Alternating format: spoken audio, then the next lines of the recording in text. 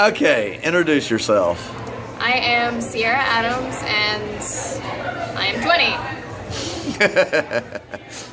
And what do you find more interesting and more sociably acceptable about cons? At conventions, it depends on the cosplay you're doing, but what I prefer is to act out the character. Like, if I'm Astrid, I like to be violent and hit people with my axe, and I like watching everybody be in character for their characters. It's just so much fun. And when it comes to, say, the nightmares you hear in the media and the way they depict us as either violent, sexually deviant, drug users, unemployed, being catered by our parents, or that type of genre, like what Big Bang tries to make us out as. What do you say to that? I say it's the same as every other person. If you go to work and you see normal people, there's probably going to be a drug dealer, there's probably going to be someone smoking, there's that in every situation. It does not matter where you go, there will always be those kind of people everywhere. Like at Dragon Con, I saw a very large-chested woman with swastikas duct taped onto her chest and nothing else. That stuff is frightening to me. I enjoy cosplay. That's frightening. That is not normal cosplay. That's the stuff you don't want to see. Okay, so when it comes to, say, what you see in normal people and what they consider fun, what do you think about their idea of fun when they try to get you to stop what you're doing to join them and act normal? I think acting normal is boring because, I mean, who wants to fit in with people? Yes, you can be like everyone else, but how are you your own person? You can't be separate from everyone else if you're blending in. And if you want to go play volleyball, sure. Can I play an Astrid? I like volleyball, I like cosplaying, why not both?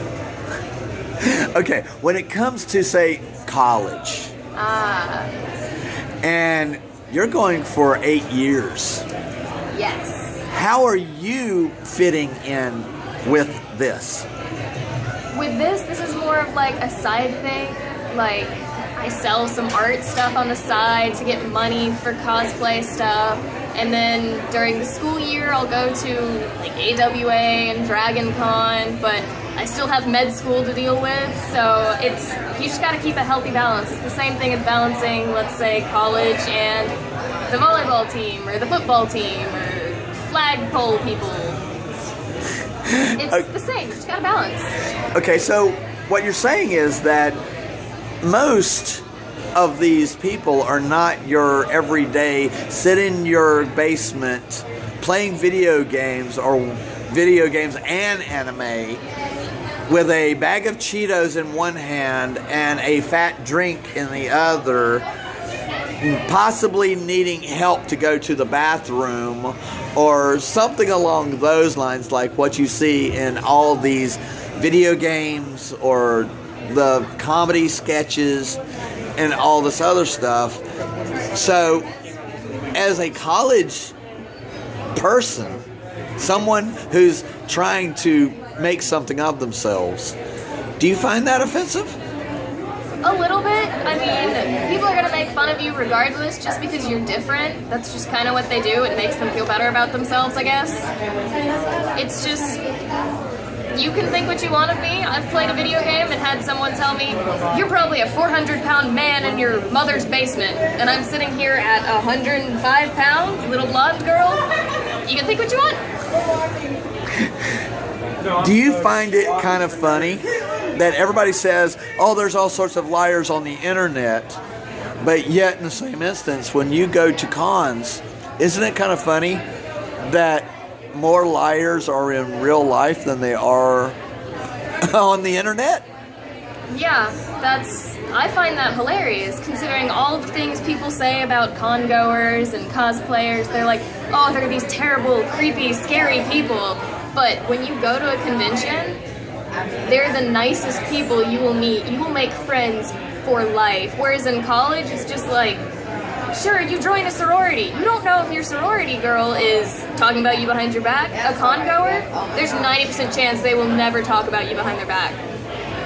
Because con goers, they know who you are immediately. They accept you for who you are at that point. Whereas normal people are just like, I don't know your deep dark secrets and I don't want to know them. This is your deep dark secret. Nobody cares. Everybody loves you anyway. So when you're talking about the con itself versus real life, and you look at future prospects of you in college, career, that whole scenario, do you see this as a fad or as just a change in your life type scenario that you'll grow out of? That whole thing of what mothers tell themselves or fathers tell themselves about their kids when they actually want to do this. No, it's definitely not something you grow out of. I feel like once you start this and you enjoy it and people come up to you and they're like, oh my god, I love that, you look amazing. It's like, it's the best feeling ever. It's not something you want to just leave. It's like being an actor. You're famous for your character and people love you for it. It's not something you're just going to be like, hey, I'm done, I'm not going to act anymore. You like that movie? That's cool, I'm done. You stick with it. Okay, so in all of this that we're talking about, and you hear the hate, you see the hate, but in the same instance, when you're here, do you sense any of it here? No, because everybody who hates it stays away, and quite frankly, they can stay away. They can go to their football games or whatever they want. They're the ones that bring up the hate in this. Everybody here is nice. Everybody here likes everybody. We don't care what they have to say. They're not here, they don't matter. Okay, so when you go to a con like this, and I know you've had some horror stories, what is one of those horror stories that make you sort of question all of this?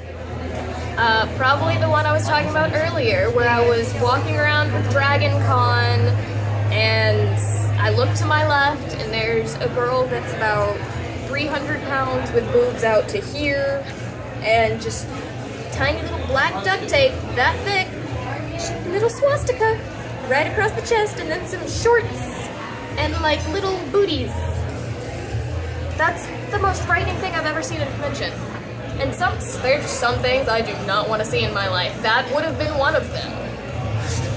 Well, there's a big controversy among parents when it comes to something like this, when their child actually wants to discover what something like this is about, what makes it fun, what makes it exciting, what makes it draw so many people in the thousands to, say, Comic-Con, Dragon Con, AZ, all those.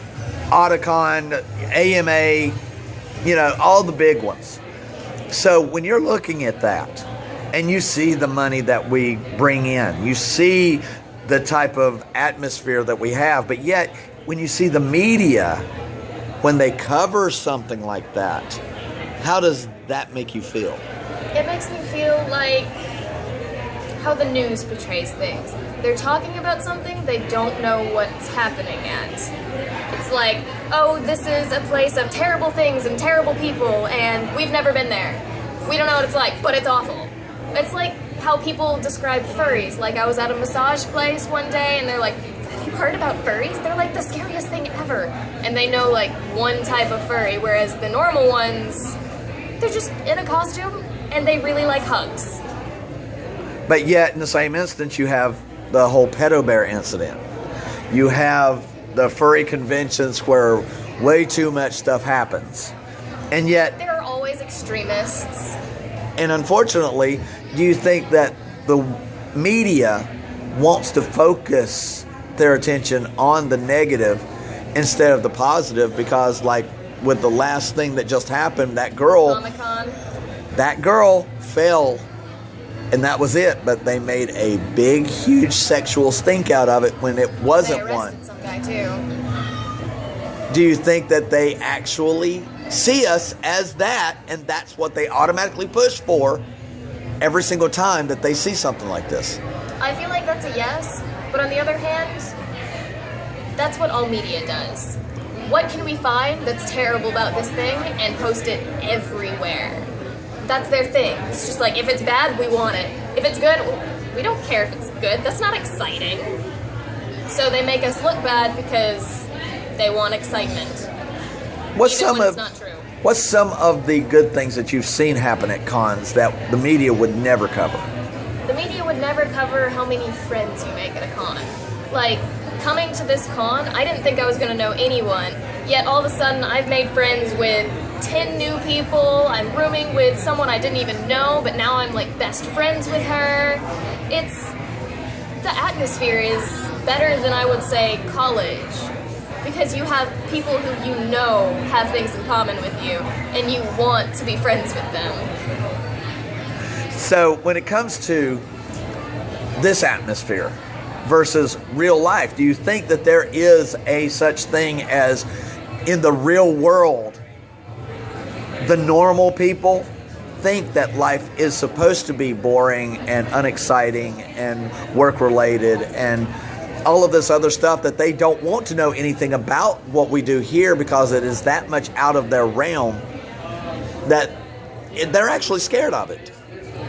I do feel like there are a lot of people like that. Like, some people have heard con horror stories like my Dragon Con one, and they're like, oh my gosh, I never want anything to do with that. I mean, that happens with everything. I've been to Las Vegas and I saw someone in a yellow Borat bathing suit.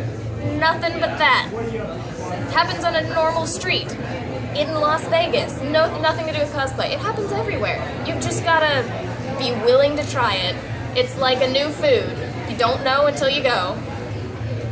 Do you think that there should be some sort of line between saying something is acceptable versus not acceptable, seeing that we are at this convention, and a lot of them that I've been to, not just anime. I mean, I've seen Borg, I've seen Star Treks, I've seen Darth Vaders, I've seen Stormtroopers, I've seen Chewbacca's, I've seen Doctor Who's, I've seen Supernaturals, I've seen Homestucks, I've seen all of these others, but yet when it's an anime convention, what makes that so much different than, say, something like Sci-Fi Con? Well, I don't think it's so much as a line in cosplay, because if you're going to a convention, you're cosplaying who you like, you don't care what the convention's about, you're just doing what you love. Like, I'm in an animated movie, not an anime, but I still love anime conventions, because I think the thing that differentiates them is more of the panels that you go to and the merchandise they sell, rather than the people who go there and the people who cosplay at it.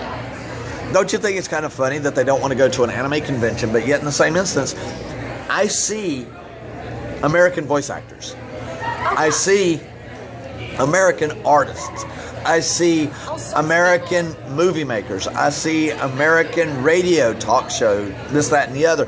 The whole 9 realms of what America actually has to offer in this aspect, including Marvel and DC artists and animators. But yet in the same instance, they concentrate so much on its anime. A lot of people think of anime as, you're an adult, stop watching cartoons. I still watch Tom and Jerry, wouldn't you? What's the difference between watching a cartoon that you love and something that has better graphics and transformation sequences and a better storyline? But don't they compare something like what we watch, supposedly for kids, as to, oh, but we're okay to watch Simpsons? Yeah, which makes absolutely no sense, especially since some of the anime, it's called 18 plus for a reason. You don't want your kids watching anime when it says 18 plus. There are some animes that are perfect for kids. Like Fairy Tail is great for everyone. I love Fairy Tail, and I know kids that love Fairy Tail. It's about the genre you like, not about it's a cartoon.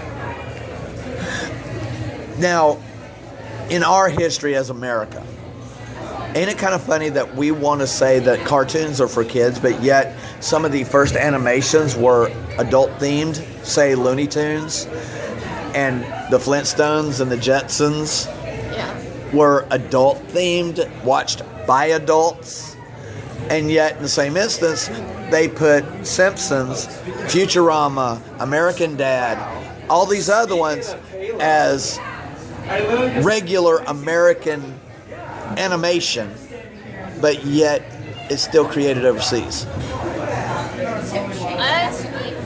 I feel like they say a lot of things are kids' cartoons, but if you go back and watch all of those kids' cartoons, you'll hear things that you didn't understand as a child. The people who make them make adult jokes in them that you don't realize. If you go back and watch Ed, Edd and Eddy, clearly a kid's show. It has a lot of adult jokes that you never thought of when you were a kid if you go back and watch it. It's the same thing with anime. It's like, it can be based for children, but still have an adult audience, or vice versa. So, do you think that America is full of hypocrisy, saying they say that How to Train Your Dragon, you got Cars, you got all these Disney, Tangled, the whole 9 yards, Brave, everybody all of it.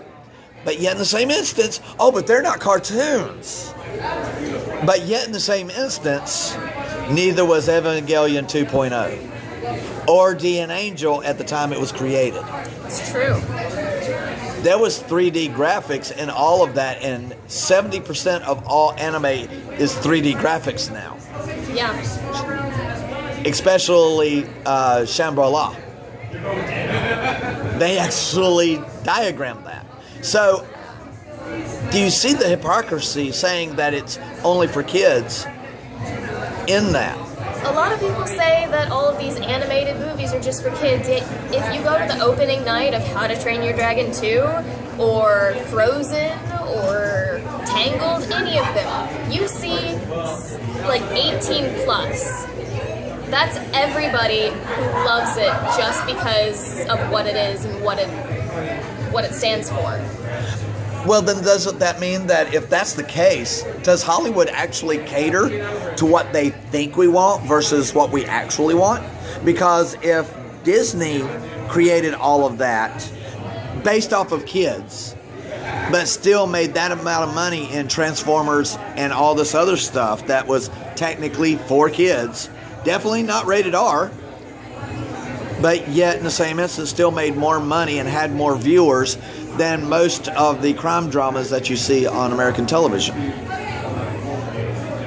I feel like movies get out better to people, so Vegas is more likely to create things based off of what they think they can make money-wise. Like, I don't think they would have made a second How to Train Your Dragon if they didn't think it would make money. They wouldn't have confirmed the third one if the first day didn't completely sell out and tickets were sold everywhere and they made a ton of money. They wouldn't have confirmed that third movie, but they did.